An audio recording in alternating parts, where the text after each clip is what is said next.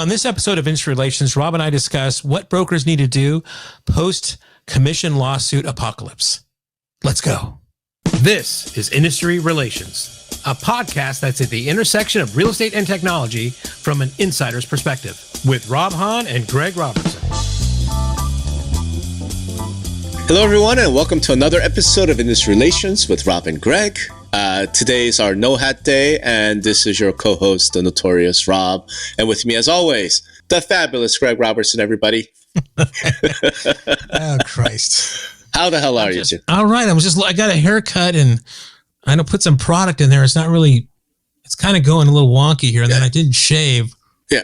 I mean, the not shaving thing I can't speak to, but the hair thing, you just pissed off a big chunk of our audience who's just like, screw you, at least you have hair. I mean, I think the last few podcasts we've been like, it's been started with like my appearance, and that's not a good thing. So, if you're listening to the podcast, God bless you, because you're not missing anything here. In any event, here we are in the summer has begun, and things are a little slowing down a bit, but there's still plenty to talk about. Yeah. And I think in the pre-show is because I've got this webinar I'm trying to put together, and you were kind enough to say, let's talk about post-apocalypse real estate. It somehow has become like a sub-theme of ours, like post-apocalyptic, Yeah, I think, when the asteroid hits, what happens? Right. We've had that kind of thing. But what is the day in the life of an agent or broker? Right.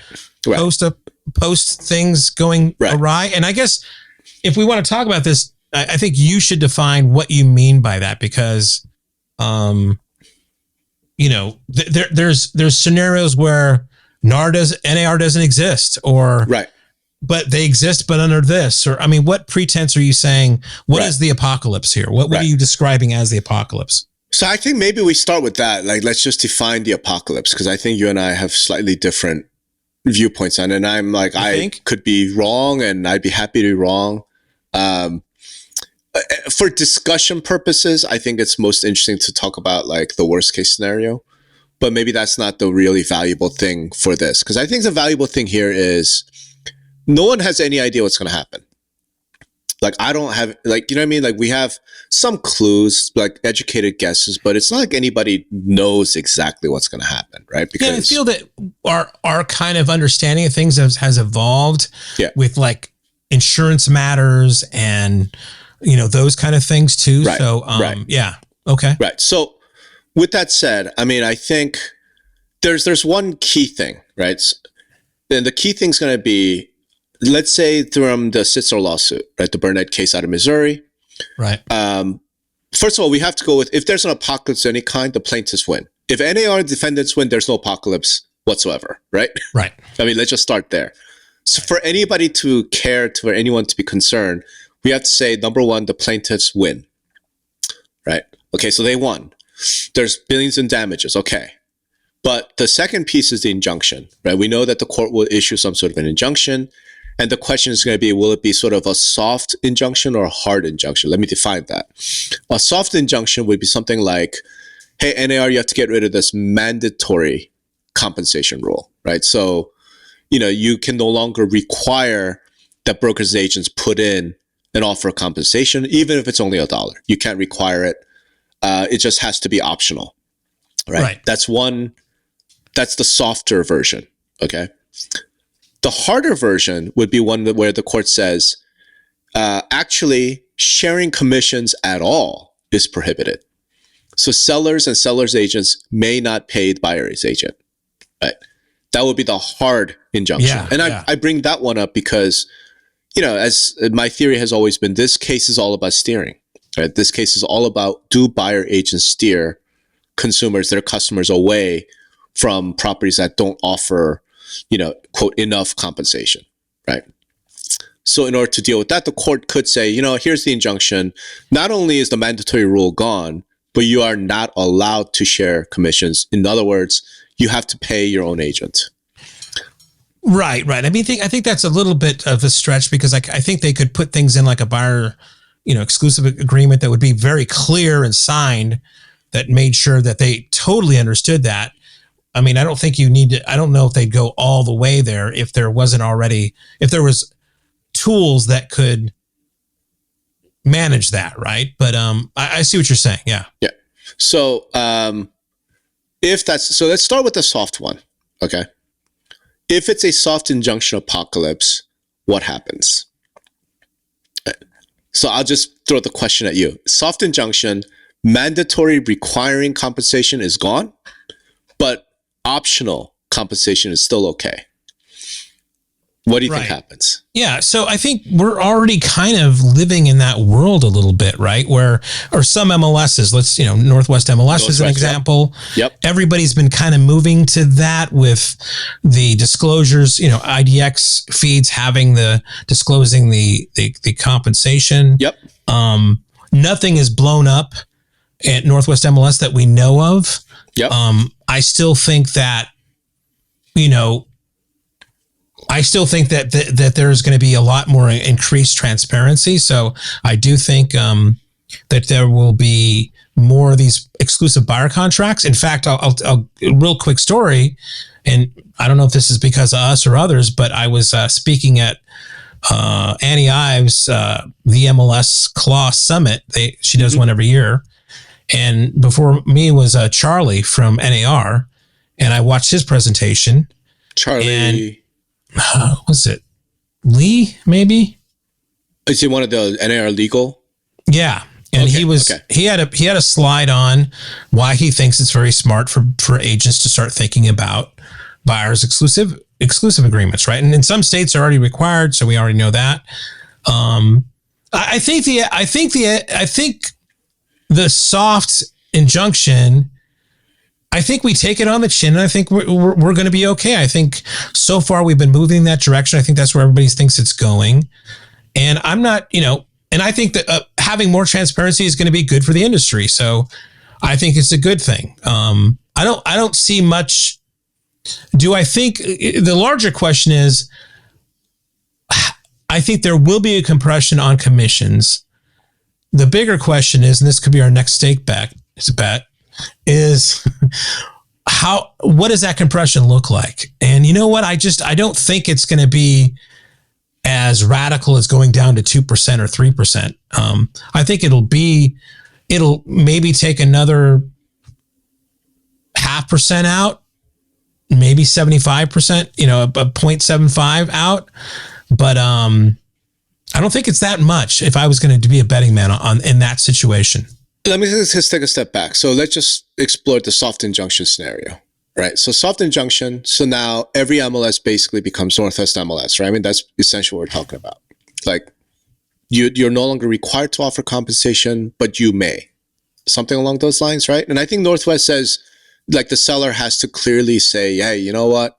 I'm offering compensation. Something along those lines, right? Plus, to your point, all the buyer agents now run out and say exclusive buyer agents agreement. If the seller doesn't pay me 2.5%, then you, Mr. Buyer, you're going to make up the difference to me. Something like that, right? Okay. I guess my first question, in that world, do you think anything really changes? Like, you talked about commission compression. Why? Why would it change? Well, presumably there's a lot of news about this, right? I mean, like the tobacco case, right? I mean, and consumers become more aware of this situation where before, the industry kind of just, sweeping it under the rug a little bit, and it was a little bit of a shell game. Now they're more aware of it. And because that increased awareness, and I guess, in some cases it's a class action. So there'll be letters that'll be sent out and everything else. Sure. That is going to give the consumer a bit more information to say, oh, you know what? I really wasn't aware I could negotiate. So I think that awareness itself is going to cause consumers to kind of ask those questions for sure. So let's just play that out. So in your mind, then it looks something like this, right? The buyer agent, hey, I'm looking to buy a house, right? I meet with you for coffee. I explain what I do. I'm this, whatever. Let's get to know each other. And please sign this agreement where you agree to pay me 2.5% if the seller doesn't pay the full, pay the 2.5%. Is the thought that the buyer would then at that point go, yeah, man, I'm not paying you that much. Do you know what I mean? Like, does the buyer push back? Like, how do you think that plays out? Yeah, and I've always had a problem with this because at a fundamental level, this lawsuit is kind of just rubs me the wrong way, because consumers now have a choice already. They can go to brokerages that they can get different commissions and do different things, right? So it's like we have the choice is there now, right? So whether I do think they're going to ask for it, and a good agent is going to kind of show them why they think they're valuable in that, why they should get that full percentage, and they're going to get it. A lot of times they might cave. I mean, lesser agents might cave. And then I still think there's going to be other solutions. Hey, if you really want that type of service, go to Fred down the street. He has I don't do that, but Fred down the street has a discount brokerage. He'd be happy to help you in those kind of things, but I provide full service. So, yeah, I think, I think it will work out in that kind of sense. I think they're probably just going to have to, and we've talked about this before, of just, dust off their chops as far as like, demonstrating and verbalizing and communicating their value. So if that's the case, then it sounds to me like you think really nothing's going to change. Well, I didn't say that. I just told you. I think that, there's going to be more. I think that the consumers are going to be more emboldened to where they weren't in the past to kind of ask those questions. Why can I negotiate this? I think I don't want to pay this. I mean, I think that's a change. That's not like nothing really is going to change. So here's the question. So basically the buyer is sitting at Starbucks, talks to the agent and says, yeah, man, I'm not paying you 2.5%. In other words, I'm not signing this exclusive buyer agents agreement where I'm committing to 2.5%. So they'll push back and say, look, I'll do 1%. I'll do 0.5%, like something along those lines. And that's where you see the commission compression coming. Like, I'm just trying to understand how you see it. I think in some cases, yes. And I think in some cases, no. I think in some cases, you know what? How about we meet in the middle, right? Or some agents might take a hard line. Like, listen, no, this is what I'm worth. And if the guy goes, well, I'm not going to sign unless you go with this. It's like the consumer's going to say, well, there's, I know 5 real estate agents. Thank you very much. I'll go to the next real estate agent. I mean, I think they're just going to be a little bit more emboldened. And I think that emboldenedness, if that's a word, will cause them to give them some sort of courage, or, it'll embolden them to go on and say, you know what, the confidence, I should say, to go to the next agent. Where now it's like, I think it's just so hidden in a sense, again, not a good thing, that they don't really realize they have that kind of power. Okay. And I don't know if that, I think that's a thing that happens over time, right? I don't think month one after this thing, it happens. I think. Well, that's what I'm wondering though. Yeah. Soft injunction happens, boom, right? Okay, now immediately every buyer agent you meet is going to go, please sign this exclusive buyer agency agreement, right? And here's what I'm thinking about, Greg, because you and I have talked about this. The big fear that everyone has is you're going to somebody to say pay up at the exact moment when they have the least amount of cash they, like ever in their lives, right? Because the down payment. So we're talking about a situation, especially like if you're a repeat buyer, maybe, you have some cash.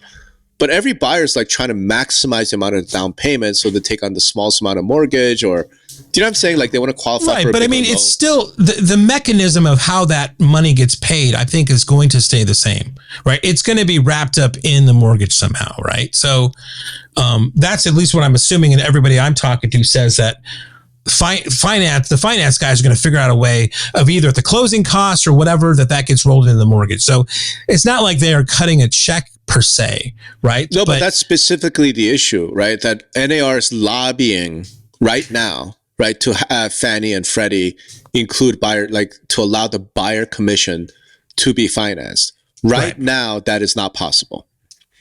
Well, okay, but they could call it. I mean, from what I was reading something somebody was publishing that they could call it something else at the closing table, not a commission, but another term that basically would act in the same way, right? That sounds like a real iffy. Okay. Right, because if the exclusive buyer agency agreement literally says you, Mr. Buyer, will owe me this commission, right, without a change in the rules, that's not going to be financeable today. Now, you're right. If NAR are successful and they go and convince Fannie and Freddie and FHFA and whoever, hey, allow buyer commissions to be financed, then then that issue at least goes away. Right now, the fear is that the buyers will be like, hey man, you might be worth 2.5%, but I don't have that kind of cash. I just can't afford it. I cannot imagine if this is what happens, that they don't somehow allow that ask to go through, because now you're getting into banks' pockets, right? If they're going to say, no, from now on, the buyers have to pony up that cash when they didn't have to.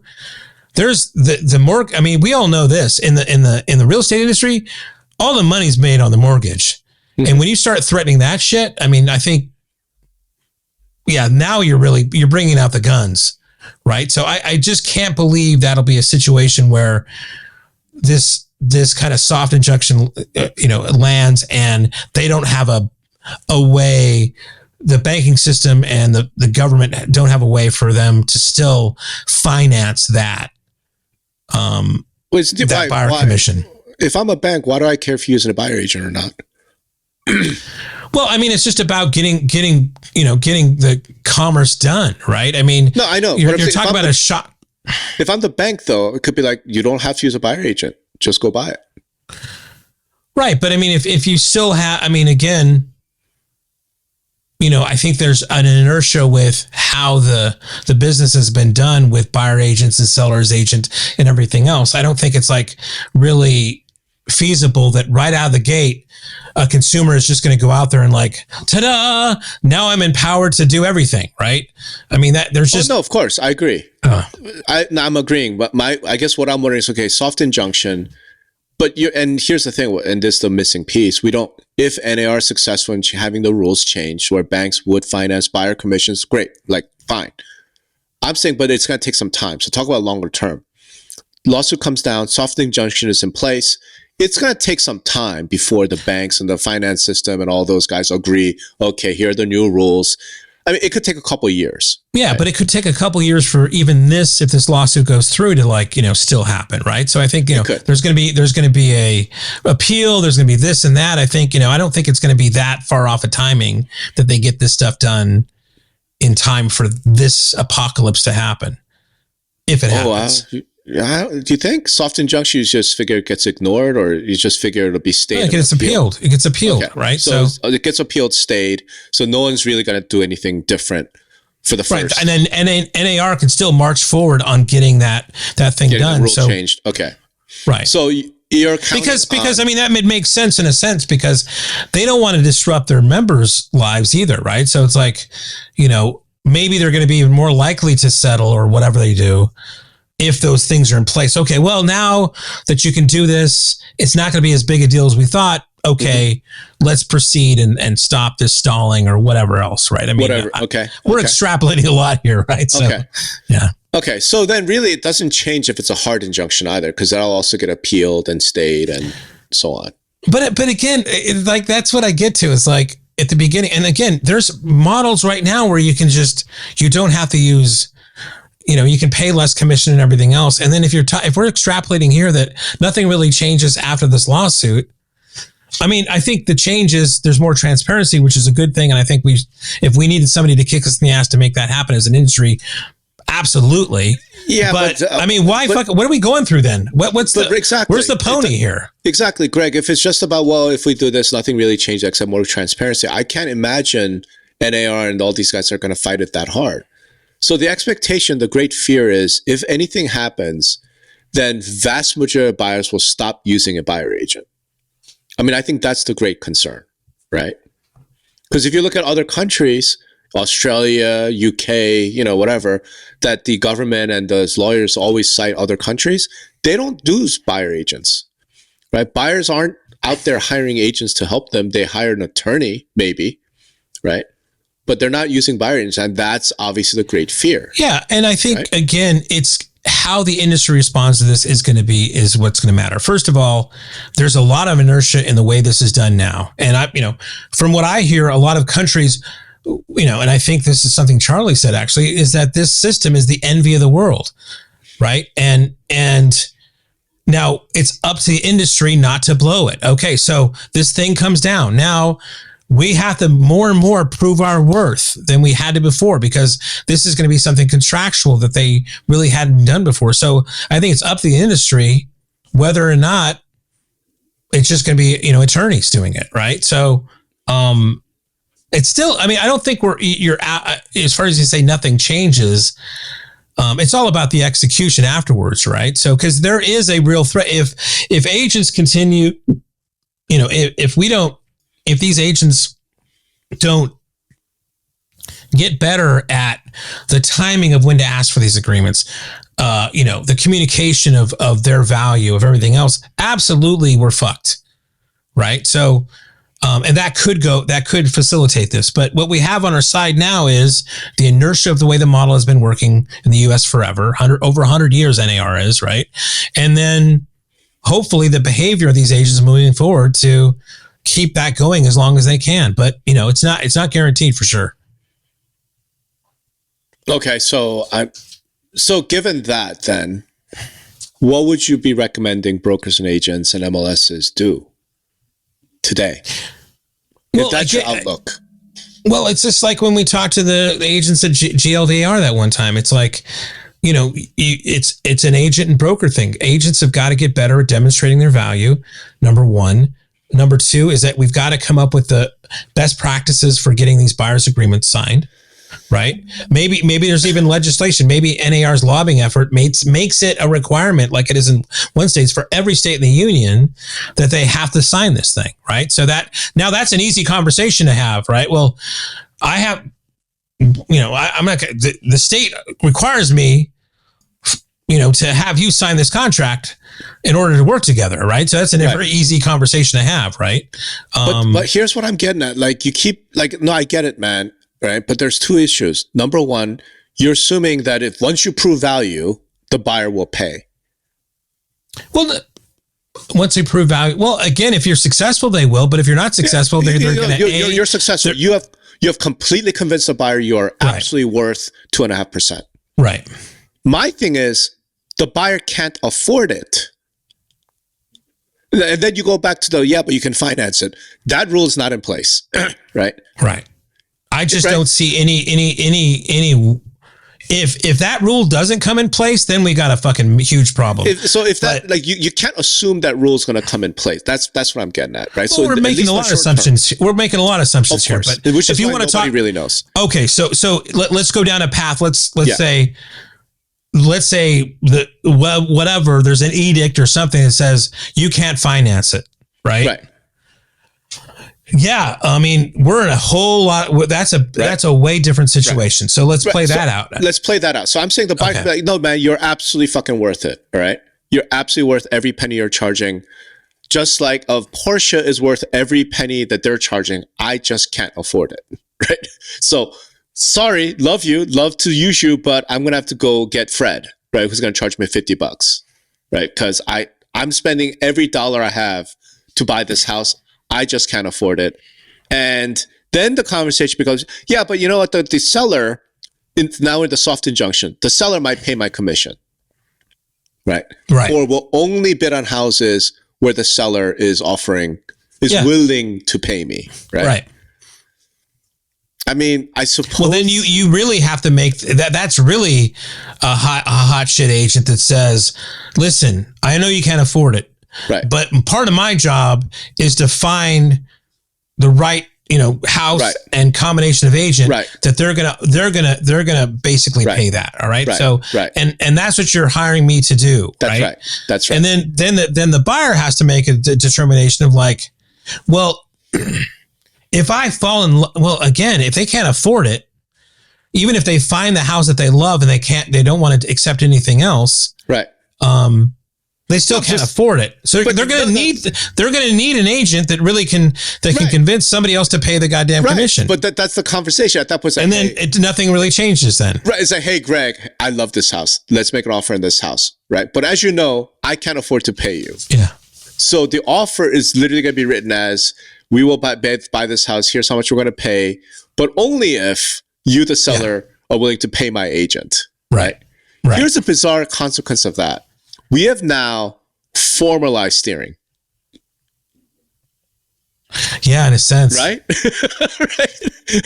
Where the buyer's like, hey man, I could love this house all I want, but unless they're offering full compensation, I can't. I think that goes to, that would be an arrow in the quiver of NAR trying to get the fact that these things could be financed. Because you can make an argument that says, if you don't do this, you're basically now encouraging steering. I mean, I suppose. But here's the flip side of that. And right, so the first thing was can't afford it. Right. The second piece is I just don't use it. And this is a piece that I like in the industry. I just don't use it. What do you mean? I just don't use a buyer agent. Right. Okay. Yeah. Okay. Right. I just go to the listing agent and say, I want to buy this house. Right. Listing agent's like, okay, cool. Hire yourself an attorney or my associate will sign this contract. Right. Right. There's no negotiation. Me and my seller completely take advantage of you. Right. Like right. You got to do your own negotiation. You got to do whatever, but you don't have an agent representing you. Right. Which is the case in the rest of the world. But we have that today, right? What do you mean? A buyer could go hire an attorney, say, I want that house. Yeah. And then the attorney can go to that seller's agent and say, my client wants to buy that. I mean, that can be literally done today. And it's probably done. Correct. That is probably done in some cases. I don't know what the percentage is, but it's probably being done. I don't know how successful they are in that, but it probably happens now. But it doesn't happen that much because the norm here is the buyer's like, well, my agent's got to get paid by the seller. So, right. So I'm saying the world, even soft injunction, it could be like, hey man, you're worth every dollar, but I can't afford it. That's one possible scenario. And the second one is you could be worth every dollar, but you know what? I'm just not going to use you. And I'm just going to go buy it myself and try and knock, because then maybe it's, the house can be cheaper. Right.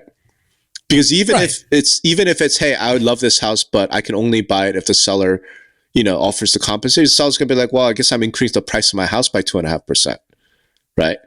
Because the seller's not gonna just take a hit unless you're the only possible buyer. Both scenarios right? But both scenarios can happen today too, though. Right, it could happen today. So the point is, if this happens, that very rare situation becomes very commonplace.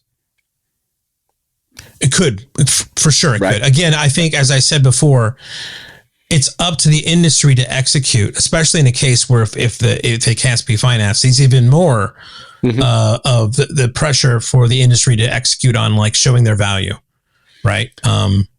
So that then brings us something that most outside observers don't really understand, whereas you and I actually kind of know, right?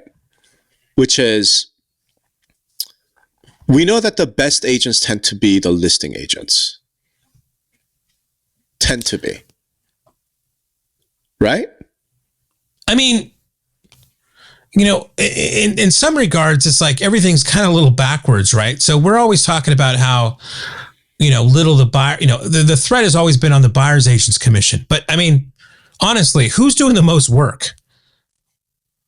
Right? Depends on the market, man. Well, yeah, but still, I mean, in a lot of cases, it's like, okay, we're going to meet at this time. I'm going to take you to go look at 3 houses. We're going to make an offer. That offer gets refused. Okay, let's go out next weekend. I mean, the buyer's agent the listing agent, they get a listing, especially in this market, they sit on their ass and just wait for offers to come in and say, no, yes.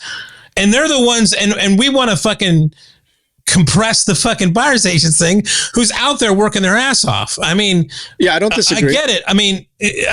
I mean, a listing, and especially in this market, to get a listing, they're gold, right?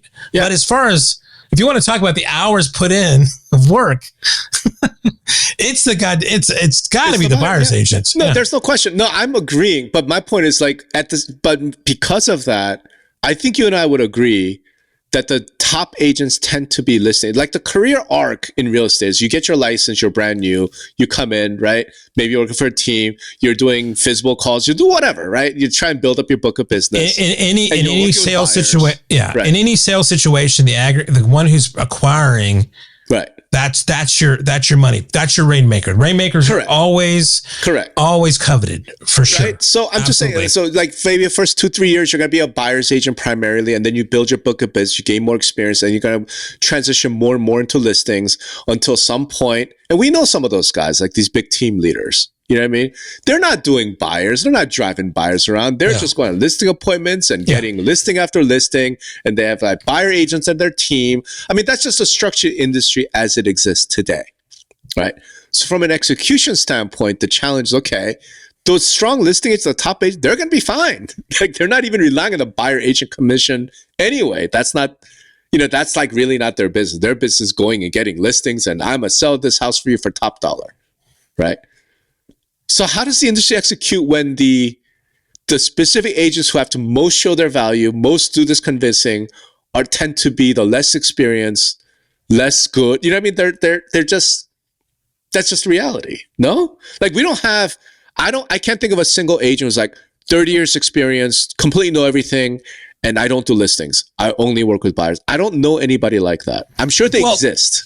I just don't know anybody like that. Right? Right. But listen, it has been a crazy, since the GFC, we've had a ramp. We haven't seen an adjustment in quite a while, right? It's just been go, right? Yeah. But you and I have been in this long enough.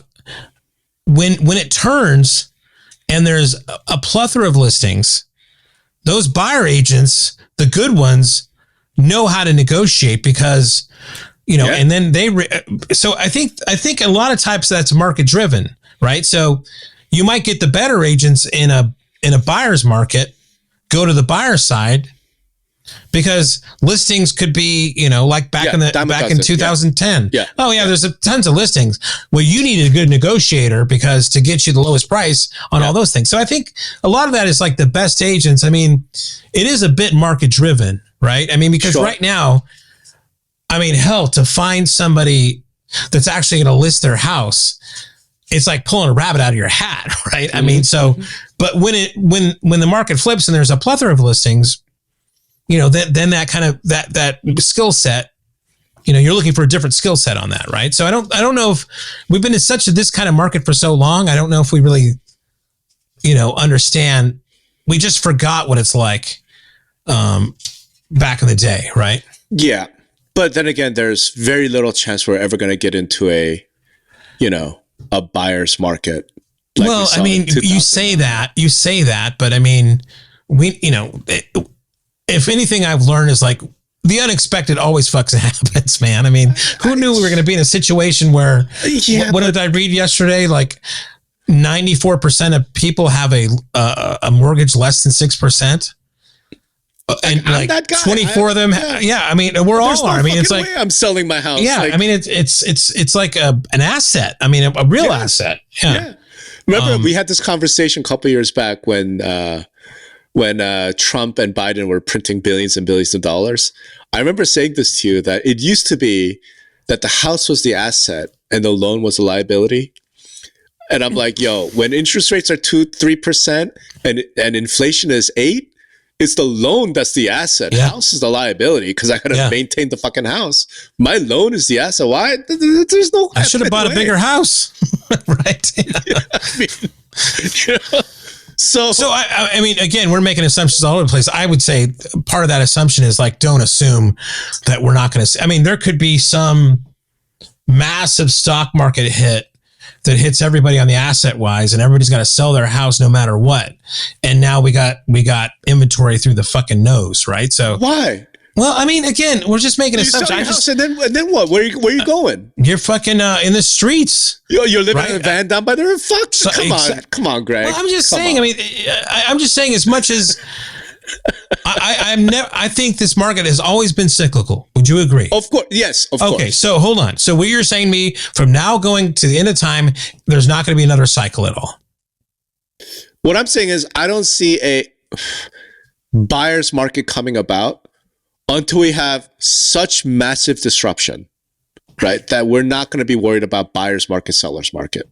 What I mean is like literally it would have to be like the dollar has collapsed, the U.S. defaulted on its debt, The world's okay. in I'm just flames. asking. You're saying that we could have enough. We could. There could be a cycle. I mean, I don't know how many years out there, but it could come out there.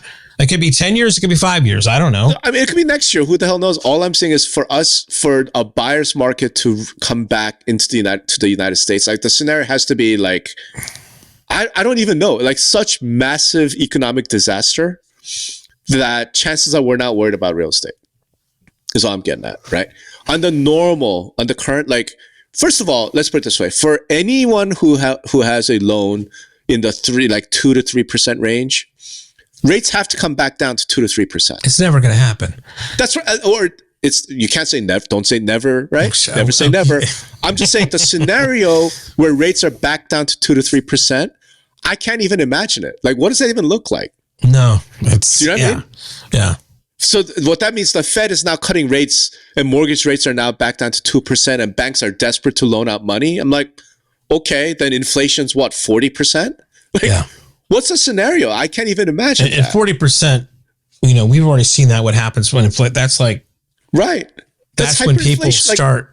Yeah. That's when people start revolting or exactly. So I'm like, we're not going to be worried about a buyer's market when the cities are burning and there's mass mobs in the streets, right? Yeah. So that's why I'm like, I don't see a buyer's market. Like, yes, it's cyclical, but the way we got into this, to your point, since GFC, we just inflated the money like crazy. Like, okay, well, let's not say it's a buyer's market, but I think even the value proposition of a buyer's agent in a more normal market is elevated. Okay, so let's stick with that. Let's meet there. Okay. What I'm getting at is a structured industry. Like, that's the question I'm asking, because really what I wanted this to be about was you and me talking about, if we were advising brokers, agents, like, okay, apocalypse happened. Here's what you need to be thinking about. Here's what you need to prepare for. And guys like, other consultancies, I know, like T360, I just saw an email, like they just did a webinar, right, where they're telling brokers, like, here's how you can prepare for what's coming.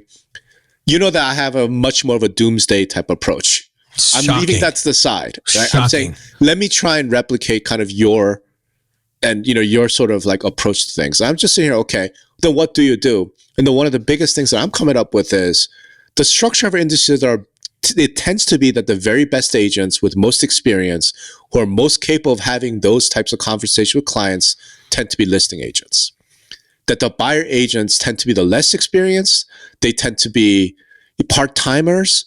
They tend to be the ones who are specifically not that good at having those conversations, right? That's what I'm wondering about. So how does this execution happen, right? That's what I'm getting at. So brokers go out, do training. You're talking about training basically your bottom 60% of the agents. Right? Well, when you say bottom, I mean, let's just call them new, right? You're training new agents, right? Because I think you're right. I think when you come in the industry, I think a lot of times, the first thing they have you do is like go out with some buyers. Yeah. Right. And that's how you kind of learn the trade, right? And and I will tell you a lot of times, I mean, my mother is an agent, for instance. Her satisfaction came from helping families buy a home. And no question. It was driven from that. No That's question. what they found the value in question. what they did. It wasn't like that, they were really competent and good. It wasn't like that's where they found themselves the most fulfilled. Mm-hmm. Right. So, I don't know if we want to lump everybody into their inexperienced and part-timers. A lot of agents, that's why they got into it. It's because they found this family a home, and that fulfills, I get you. I'm 100% agree. I'm just pointing out, though, the reality is, again, if you look at the production, if you look at the top producers, I don't know of a single top producing agent who's like, I don't do listings. I only work with buyers. Right. Whereas I know a ton of top producers like, I don't do buyers. I only do listings. Right. Right. Because to your point, it's list to last. If you get a listing, chances are you're going to make money. If you work with buyers, man, you could spend a fucking year working with some buyer, right? Driving them around every weekend. And then like after 6 months of working with them, they're like, we changed them out, we're going to rent. Right. Or right? we found, we met Barbara at an open house and she's writing up the offer for us. Right. I mean, we know shit like this happens. It sucks. I mean, I totally get it. So I'm just saying the incentive structure in the industry just kind of works that way. So given that in this sort of industry structure, what I'm then asking is, okay, fine, I'm a broker. I have 200 agents. I want to prepare for apocalypse. The big challenge is I'm going to sort of the bottom 6, but you could call them new, you could call them part-time, you could call it whatever, right? You have to go to them and train them up to talk about their value proposition when they're the least experienced, because at the same time, if the market turns, whatever, some top listing agents like, at 30 years experience, I've done whatever, 100,000 transactions. Hey, Mr. Buyer, let me help you, right? They're going to prove their value proposition way easier, right? And to me, what that sounds like is an opportunity, right? Because in any company, you're going to have new employees, and the best companies are the ones that communicate a sense of culture, that communicate, that have good training programs, and are able to turn new employees into, especially in sales, into seasoned professionals, right? So that happens today, right? I mean, I'm sure every broker is trying to get these newbies to be more productive, right? So here's where it sounds completely like a left turn, 90-degree left turn, but I don't think it is. So one of the things, since none of us know what's going to happen, right? One of the things for brokers specifically, you've got to think about W-2, right? Because especially these newer, the bottom 60% agents, they're the ones least likely to show up to a training. They're the ones least likely to implement the things that you're telling them to do, right? So if something like this happens, you have to think W-2, because that way you can force them to attend. Because you brought up the word employee, you're right. If this is a normal sales organization, be like, congratulations, we just hired you. You're a brand new sales agent. Here's what you're going to do. But what have we learned with Redfin, right? Redfin, Glenn has said this. The employee model in these kind of cyclical or these changing markets doesn't really work that well, because, all of a sudden interest rates are way high and I've got fucking 90 people on my agent staff. They're not eating what they kill. Hold on. Yeah, and, mass layoffs, right? So I think, again, going back to I don't think, and again, it goes back to execution. I think right now, people that are, just 1099 people, that's what they are now, independent contractors, the best brokerages, the best franchisors, the best teams put in their essential culture, a good training programs where they're not having problems when they sign up a new agent to come to their meetings. Utter horseshit. Come on, Greg. Of course. No, it's not horseshit. So name a 1099 brokerage that's having this amazing time of having agents implement what they tell them to do and attend all the training classes. Well, it's not 100% all the time, but there are some brokerages do. Hold on. There are some brokerages that do way better than others, and it's based on the execution. Okay, what's way better? Give me percentage. Because I can tell you right now, do you look at tech implementation? It's in single digits. Right. First of all, sales, and again, I haven't run a brokerage at all, but I can tell you that if you're running a good call center, sure, more than half of your resources are on recruitment, right? So you have to keep that pipeline going, because not everybody's cut out for this business, right? Is the call center operator being paid? Are they W-2 or are they 1099? Well, typically what it is, it's such a low base, right, that you've got to promise, if they're successful, that they're going to actually make a decent living wage. Totally. We're not talking about compensation structure. My point is that call center operator has to show up for work on time. They're in their desk by 9. They have to make these many calls. That's not a real estate agent's life, though, right? It's understand. Not like that's my point, man. You're making my point is you can talk execution, and that's what I'm doing, right? I don't believe that you can execute to the level you need to with 1099s, because they will just ignore you. But that's the way the industry's been running for 100 years. And then you have to then expect enormous attrition. Those agents aren't going to make it. Well, that's what happens now. Real estate is a very aspirational business, and there's a fucking shitload of churn. But what happens is there's a whole other block of agents that want to run into this anyway because it's aspirational, right? So, but If what you're saying is true, if we could never do this. But where's the, no, you can do this. And here's the thing. I've never heard Glenn Kelman say, well, in this type of market, W-2 model doesn't work. What he said is in this type of environment, we have to lay people off. But his agents go to every training. Well, they also use partner agents, right? Sometimes he used partner agents in markets. Right. Hold on. And some markets, it's not viable to hire people, right? Yes. So he asked, so, I mean, it's different. Right, but they're not his agents. They're partner agents, exactly. So all I'm getting at is I think brokerages have to look at W-2. If execution becomes a critical thing, post-apocalypse. Apocalypse happened, right? You now need to have your buyer agents go out and really talk to consumers and prove their value and get the consumer to agree to pay them, right? Again, you have to. And this notion of sense of culture is going to get it done. I'm sorry. I haven't seen it. Listen, Rob, just because, and you fucking know this too. Yeah. Just because you pay somebody doesn't mean they're going to be a good employee. Doesn't mean they're going to execute. Doesn't mean they're going to be a seasoned vet.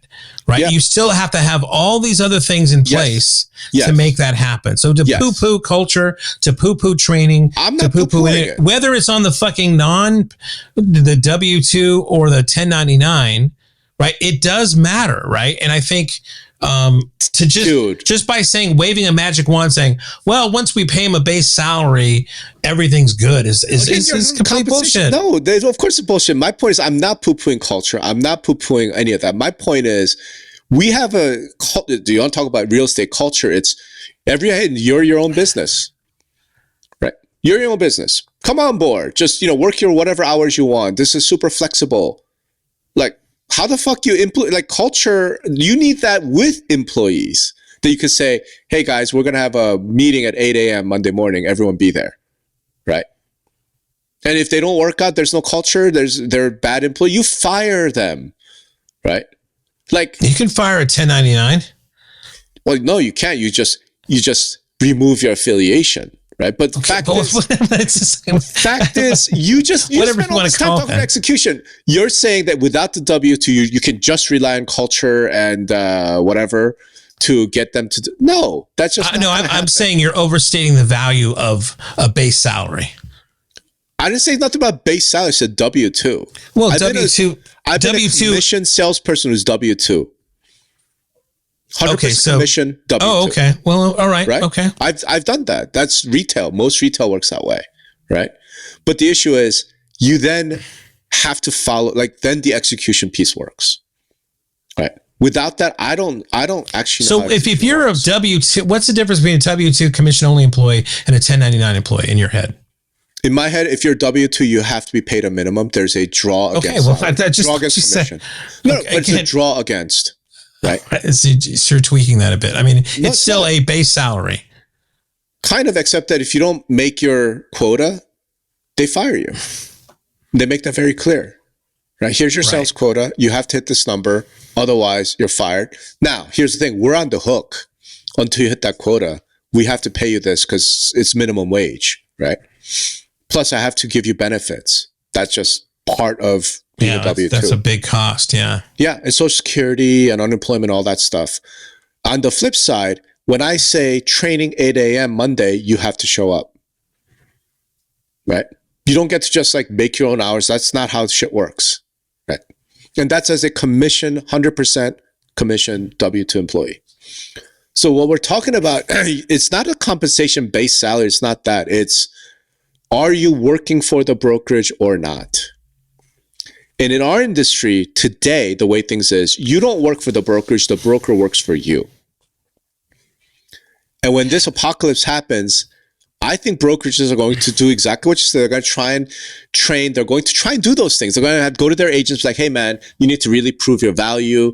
Here's the script that you want to use. Here's the exclusive buyer agency agreement you need to do. Here's how you need to be doing things. And unfortunately, the majority of agents will completely ignore the shit out of all of that under the current structure, is my point. Because you look at training courses, what percentage of agents attend training? Right? It's not 70, 80%, bro. It's 5, 10%. Right? Again, I say this, and there's no way to prove this, but I would definitely bet on a person, a brokerage, 1099 with good culture, good training, all those things. And I would bet on that guy over a W2 place, where they're going to give you a little bit of benefits and a draw and whatever. And it's a shitty culture, a shitty training, or whatever. I would bet on the fucking first guy all day. I would want to say, I'm going to go to somebody. I'm going to say to you, listen, I'm going to make you fucking rich. Just do what I say. Okay. Right. Versus like the other guy coming into the guy was like, well, be here tomorrow at 12. Bye. We're paying you and you better be here. I mean, again, it's all about that. I think to me, I would bet on that first guy all live long fucking day, Rob. This is so bizarre. I get this argument offered to me all the time. Aren't you W2? Me? Yeah. Isn't currently, Lone Wolf all made of 1099s? Currently, yes. Wait, so think about Lone Wolf as a company, right? So because they're W2, does Lone Wolf have real shitty culture?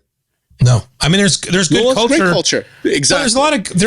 But again, it's execution. Wait, you're saying a shitty W2 company is going to beat a great 1099.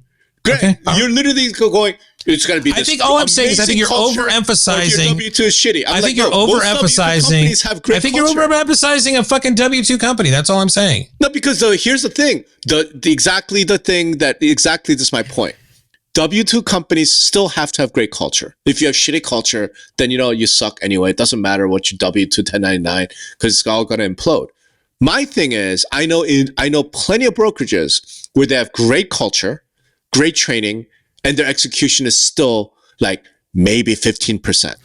Well, Rob, I don't know what you're fucking defining as not successful or successful, because if they're not successful, then they don't have great culture. They don't have all those other things because it's not fucking working.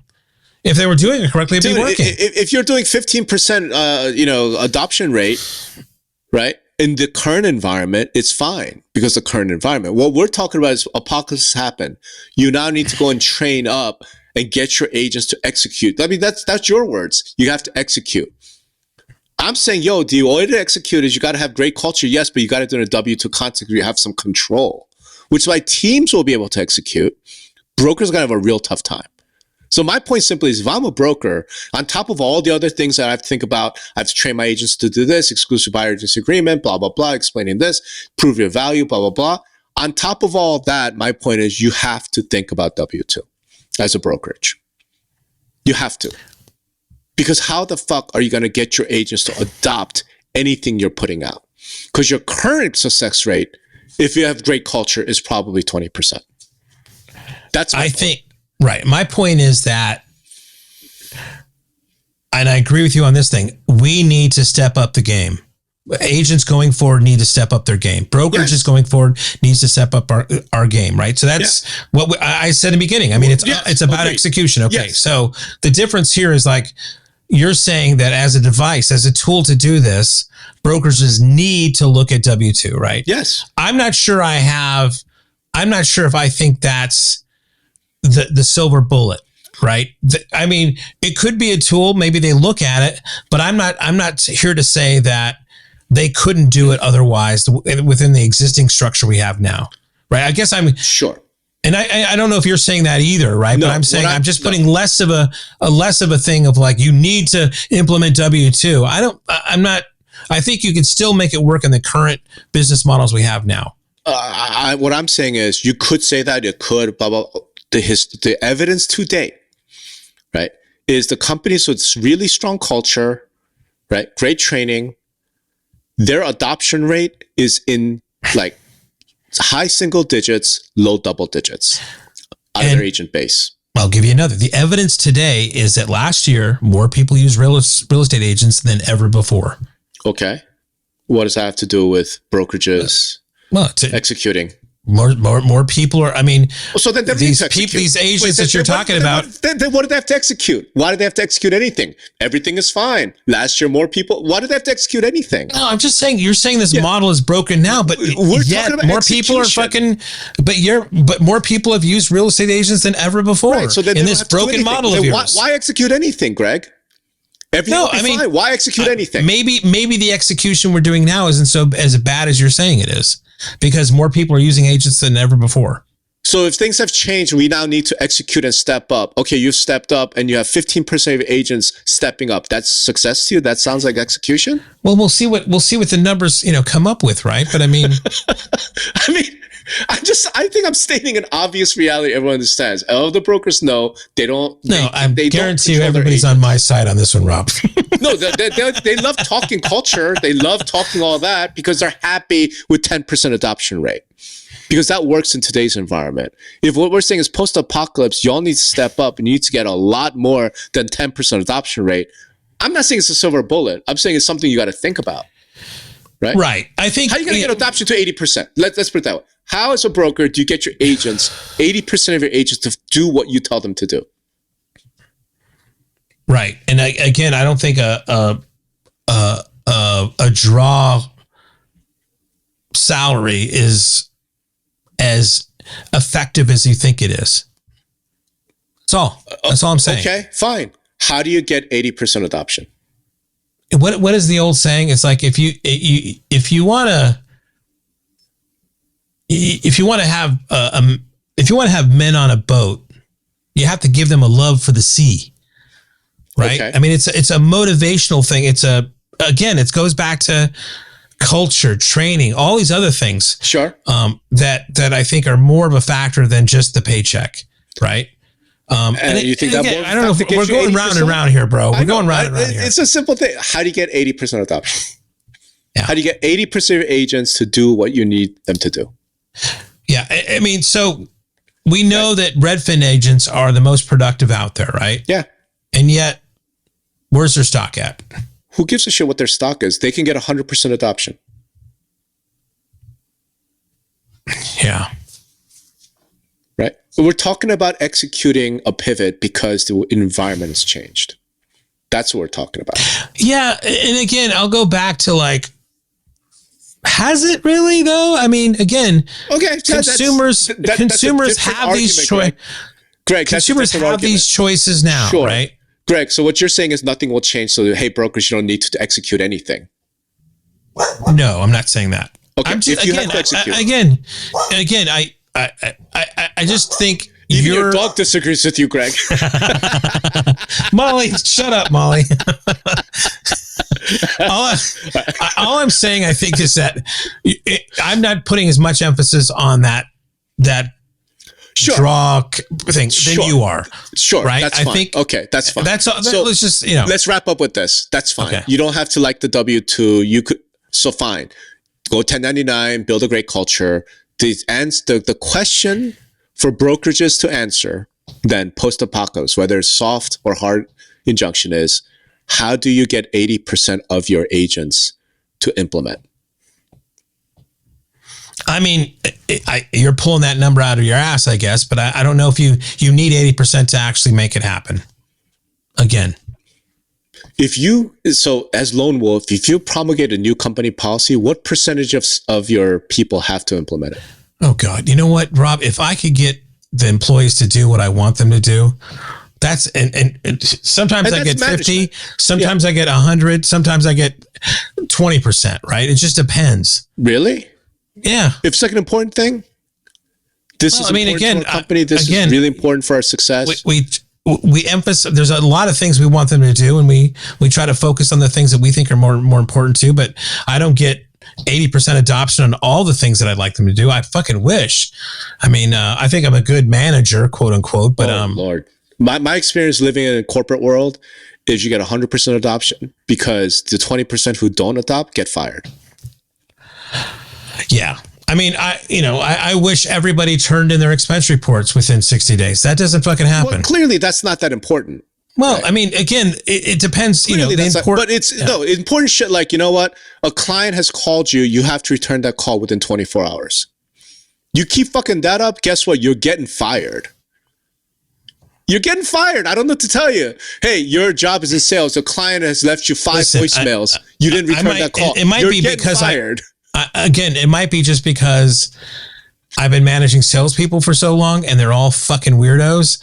And it seems like those guys that are like the hippy dippies, but you know what? They bring in a whale every 3 months on a fucking whatever basis, and they don't do anything I want them to do, but they still make it happen. And I have to like live with this guy that, or girl that is doing this. And I don't fire them because I know they have their way of doing things. We're not talking about unimportant shit we're talking about something critical, right? This execution you got to do is, hey man, the environment has changed. You need to somehow still get paid. We're not talking about, we want you to smile more in the office. We're not talking about some fucking, the latest social, like you need to support Ukraine or some shit. We're talking about like, you need to do these things to continue to get paid. So let's wrap up. Let's leave it here. The question is, how do you get 80%, 100% execution of a new environment, new things? You have to get your agents to do this. How do you get there? My argument is, great culture, absolutely, but you got to look at W-2. That's all I'm saying. All right? You're saying, fuck W-2, doesn't matter. Let's hear from our audience. What's your plan with brokers who are listening to get, not even 100, 80% adoption, right, by your agents if the environment changes? Is that fair? Is that a decent place? Well, I mean, that's your opinion. I don't know where the 80% comes from, but that's your opinion, sure. What's your percentage? Again, I don't have a percentage in my head. I mean, it's just you want to get out there and get a good team together and execute, right? And I mean, it's a little more. Maybe I'm more fuzzy than the analytical Rob Hahn here. Yeah, super fuzzy. So it's like, hey, 5% executed, so that's good enough, right? I will manage my way to success. I will try to find the right team to make it happen. Cool, no doubt about it. All right. Mommy and daddy are fighting, so let's leave it there. But, honestly, this is another one of those episodes I really kind of want to hear from our listeners. Like, if you're a brokerage, what is acceptable execution for you? How are you going to get there? Right. How are you going to get there? Absolutely. So, with that said, we have to wrap. Thanks, everybody, for listening to us argue. Hopefully this was useful for you. Thanks, guys. All right. Thanks, everyone.